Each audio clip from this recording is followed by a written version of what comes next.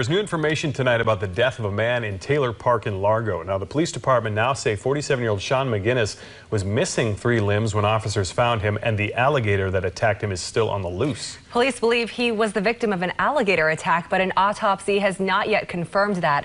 8 on your side's Jeff Patterson joining us now live from Largo.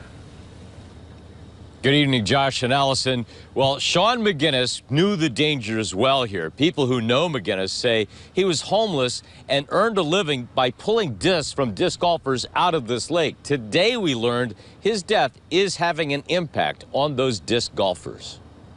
He's in the water right now. 47-year-old Sean McGinnis had been warned to stay out of the water many times. Now Largo police have revealed when officers first found his body by Taylor Lake, he was missing 3 limbs. Disc golf is popular here, and this group is just visiting the Bay Area. Some in the group are from Georgia, and one from Charleston, South Carolina. And even though they don't live here, they were well aware of the suspected gator attack. We heard that a guy came out here and was digging around for some discs, and an unfortunate event occurred where a gator got after him. It's changed their thoughts on retrieving errant discs that go into the lake. We kind of came to the conclusion of we're just not going to get in the water. While we were at the lake, 2 men on a boat were using a net to get discs out of the water. Chris Jordan uses a 20-foot telescoping metal pole to retrieve his disc. Saves you from getting bit from a snake, alligator bite, a bunch of different things like that, but very useful to have in your bag. Because he says the danger involved in going into the water to get a disc is not worth it. I would just leave it. I mean, they're only 10, 20 bucks. It's not worth your life.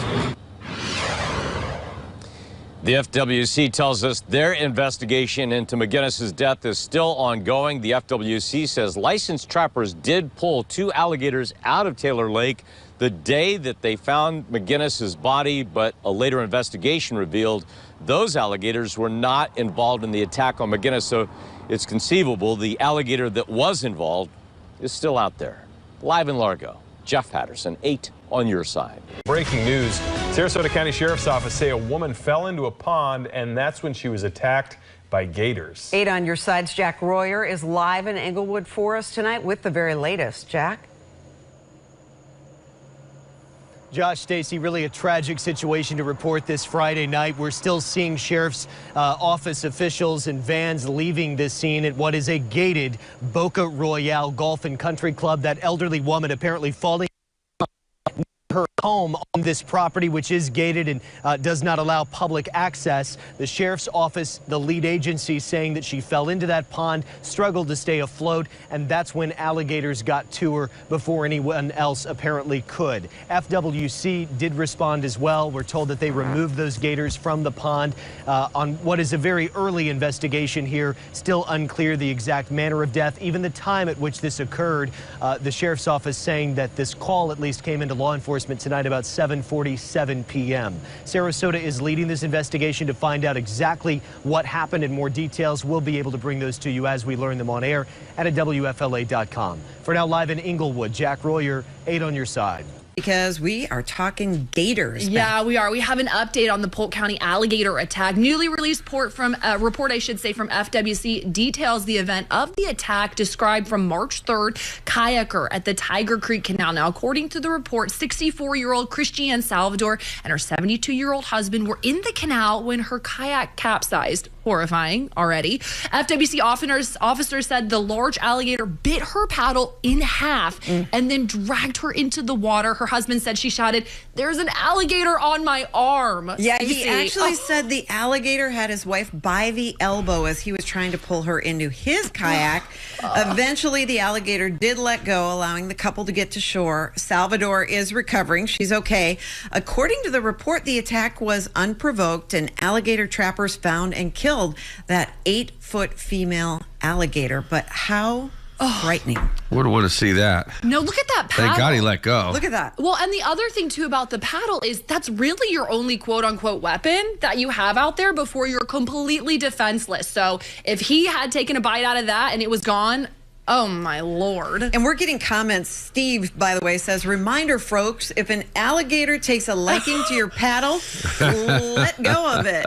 Right, but I hear what Beth's saying, too. Like, you kind of want it. It's your only protection if you have to jab back or try to get rid of the gator. Yeah, I don't know. that's tough. What is your method? Like, what is your school of thought? I mean, that has to be a fight or flight moment, correct? I'm not going anywhere near that place. Are you supposed to like put your fingers in the alligator's nose so he can't breathe and he has I to thought open it was his mouth? eyes, maybe. Oh, yeah, that would really get him upset. Yeah, I mean, absolutely. We want to get into another comment from Stephanie Hayes.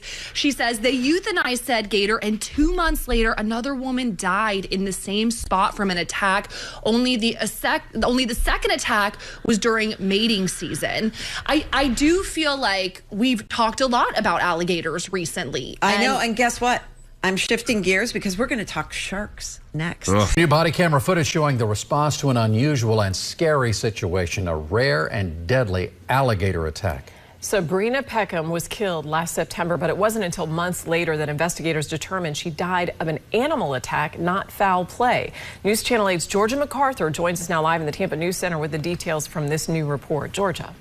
Jen and Keith, the report details the circumstances surrounding this rare but deadly encounter, shedding light on the risks posed by Florida's native wildlife. Hey, watch them, watch them. That one did it for sure. Body camera video shows the moment Florida Fish and Wildlife Commission shot an alligator that attacked and killed Sabrina Peckham last September. That's bigger than 10 feet, buddy. But let's start from the beginning. Investigators went looking for the gator in the brush on McKay Street where Peckham, who was homeless, was living. Game wardens, we're just here about the alligator. Investigators are not exactly sure where or when Peckham was attacked. There's the camp where her ID was found. Doesn't appear to be any signs of an alligator having come up in here.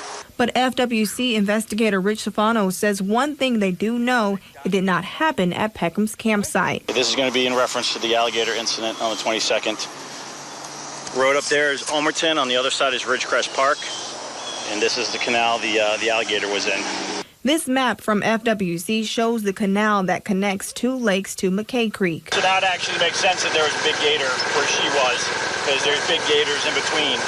And this canal is actually a lot bigger than I thought it was.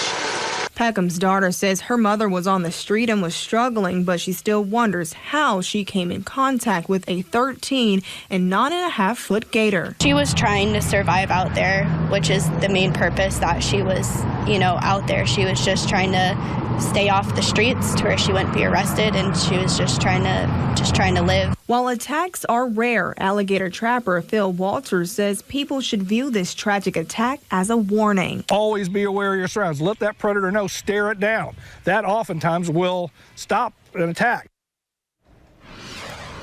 And FWC says there have been 3 people killed by an alligator in Pinellas County, including the victim, Sabrina Peckham. Live in the Tampa News Center, Georgia MacArthur, 8 on your side.